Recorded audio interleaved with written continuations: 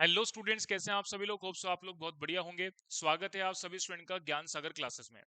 Student, आज के इस वीडियो के अंदर मैं बातचीत कर रहा हूं हमारे पेपर सॉल्यूशन के बारे में। तो हमारा सीएमए फाइनल का जो अभी पेपर हुआ है, strategic financial management, paper number 14 CMA final के अंदर, वो अभी मैं उसका जून 2026 का पेपर सॉल्यूशन में एमसीक्यू क्वेश्चंस की बातचीत करूंगा। बाकी डिटेल सॉल्यूशन हम आगे देखेंगे। देखिए, अब बात करते हैं हम यहाँ पर एमसीक्यू क्वेश्चन पेपर के सोल्यूशन की। तो इसमें सबसे पहला जो क्वेश्चन है वो कैपिटल बजटिंग के मॉडिफाइड एनपीवी के कैलकुलेशन को लेकर के था। और इस सवाल का जो सही जवाब है वो मैंने यहाँ पर कैलकुलेट किया, आपका बी ऑप्शन, यानी कि 36 करोड़ इसका सही जवाब है। इसके बाद हम बात करते हैं नंबर बी पॉइंट पर। अगला सवाल जो है वो आपका रिस्क एनालिसिस वाले चैप्टर से है, जिसमें ये बोलता है कि कॉस्ट ऑफ प्रोजेक्ट दे रखी है, लाइफ दे रखी है, एनुअल कैश फ्लो दे रखा है और आपको सेंसिटिविटी एनालिसिस निकालना है। तो सेंसिटिविटी एनालिसिस में हम एनुअल कैश फ्लो को एक्स मान लेते हैं और एनपीवी की कैलकुलेशन जीरो के बराबर रख करके हम निकालते हैं कितनी वैल्यू आएगी। तो इसमें जो चेंज था वो 38,153 का आ रहा था, जिसका परसेंटेज अगर मैं निकालूं तो ये आपका बैठ रहा है सी पॉइंट 8.48%। जिसका सही जवाब जो है वो सी ऑप्शन स्टूडेंट सही है। इसके बाद हम बात करते हैं हमारे क्वेश्चन नंबर थर्ड की।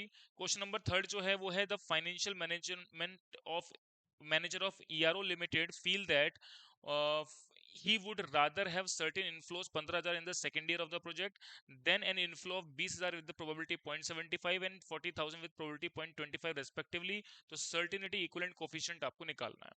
देखिए, आपने 20,000 को 0.75 से मल्टीप्लाई करना है, 40,000 को 0.25 से मल्टीप्लाई करना है, एक्सपेक्टेड कैश फ्लो जाएंगे, 15,000 को उससे डिवाइड देंगे, तो सर्टिनिटी इक्विवेलेंट आपका जो थर्ड ऑप्शन में आ रहा है वो ए ऑप्शन आ जाएगा 0.60। इसके बाद हम बात करते हैं number 4। Omega bank limited plan to securitise its pool of housing loan to improve liquidity. The bank transferred these assets to a separate entity that issues securities to investors and isolate risk from the originator. What is the role of this entity? तो इसका सही जवाब है D option, यानी special purpose vehicle. ये हमारा securitisation से ये टॉपिक पूछा गया था, इसका सही जवाब जो है वो डी ऑप्शन है। इसके बाद स्टूडेंट अपन बात करते हैं नंबर फिफ्थ क्वेश्चन पर। The price of the stock of Rebon limited in the market are given below. तो यहां पर आपके पास ये इंफॉर्मेशन दे रखी है। What would be the relative strength index आपको निकालनी है। रिलेटिव स्ट्रेंथ में आपको निकालना कैसे था, यहाँ पर इंक्रीजिंग फॉर्म क्या है। देखो, यहाँ पे 6 का इंक्रीमेंट है, इसके बाद यहाँ पर ये 22 का इंक्रीमेंट है, ये डिक्रीमेंट है। यहाँ पर इंक्रीमेंट कितने का है, 3 का। तो इनका एवरेज निकाल लेंगे। और डिक्रीमेंट वाले पोर्शन, ये डिक्रीमेंट वाला पोर्शन है और ये डिक्रीमेंट वाला पोर्शन है, इसका एवरेज निकाल लेंगे और आरएसआई की वैल्यू निकाल लेंगे। पांचवें क्वेश्चन का सही जवाब है बी ऑप्शन, तो इसका सही जवाब है 60.32। तो ये सही जवाब होगा इसका। इसके बाद हम आगे की बात करते हैं नंबर सिक्स क्वेश्चन पर। स्टूडेंट, नंबर सिक्स क्वेश्चन क्या है। X Y Z limited issued highly rated bond in the market with face value 100, carrying coupon rate 14% और इंटरेस्ट पेबल सेमी एनुअली है। इसके अलावा रिक्वायर्ड रेट ऑफ रिटर्न 16% है। What will be the bond if the hold maturity. अगर आप bond को maturity तक hold करके रखते हैं तो इसकी वैल्यू क्या आएगी। तो इसको मैंने कैलकुलेट किया और ये आ रही है आपका 93.27। यील्ड टू मैच्योरिटी का मतलब वाईटीएम की वैल्यू बॉन्ड के केस में आपको कैलकुलेट करनी थी, या आपने कैलकुलेट कर लिया होगा। इसके बाद हम आते हैं नंबर सेवेंथ पर।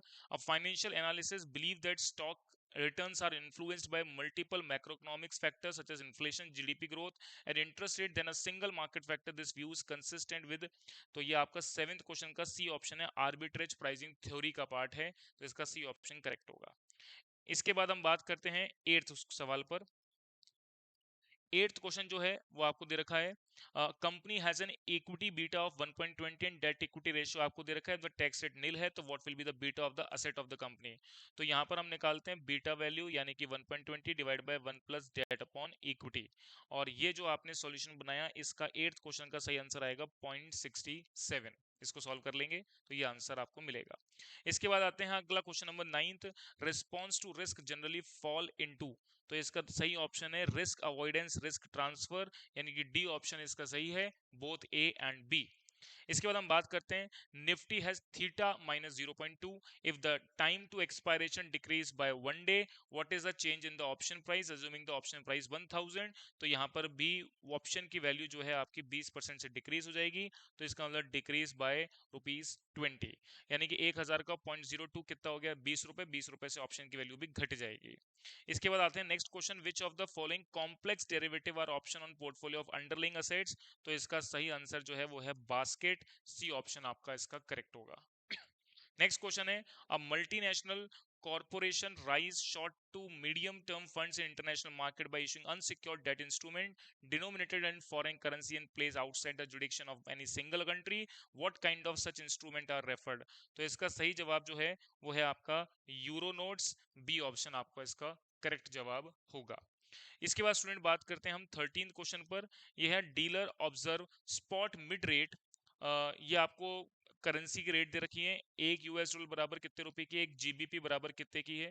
तो आपको पहले तो करेंसी में कन्वर्ट करना है, फिर उसके बाद ये बोलता है इम्प्लाइड क्रॉस रेट निकाल लेनी है, then immediately selling US dollar in IR and direct US dollar, what is the approximate arbitrage profit in IRR में कैलकुलेट करना है। तो मैं बता दूं इसको कैलकुलेट किया और ये आंसर आ रहा है आपका 2 लाख रुपए का। तो इसका सही ऑप्शन जो है वो 2 लाख रुपीज सही होगा। इसके बाद हम 14 क्वेश्चन पे बात करते हैं। तो ये है आपके पास interest rate on Indian rupee and pound sterling आपको दे रखी है, if the current exchange rate what will be the 6 month forward rate आपको निकालना है। तो इसका सही ऑप्शन जो है मैंने कैलकुलेट किया है, ए ऑप्शन 113.64 इसका सही जवाब होगा। इसके अलावा आखिरी क्वेश्चन है आपका, stable coins are design to maintain a stable value by. तो इसका बी ऑप्शन आपका करेक्ट है, backing the coin with reserve of traditional assets such as fiat currency. तो इसका ये सही जवाब माना जाएगा। तो स्टूडेंट्स इस प्रकार से मैंने आपको ये वाला जो पेपर है एमसीक्यू पार्ट का सोल्यूशन मैंने आपको करा दिया। मैं आपको ओवरऑल पेपर के बारे में बता देता हूँ, ये बहुत ज्यादा डिफिकल्ट नहीं, एवरेज पेपर है। और बाकी जो डिटेल सॉल्यूशन है वो भी मैं आपके लिए लेकर के आऊंगा, बट वो नियर फ्यूचर में आपको मिलेगा। तो अभी के लिए ये एमसीक्यू क्वेश्चन से आप अपना 30 मार्क्स का कवरेज चेक कर सकते हैं। तो आज के सेशन में इतना रखते हैं। Thank you very much.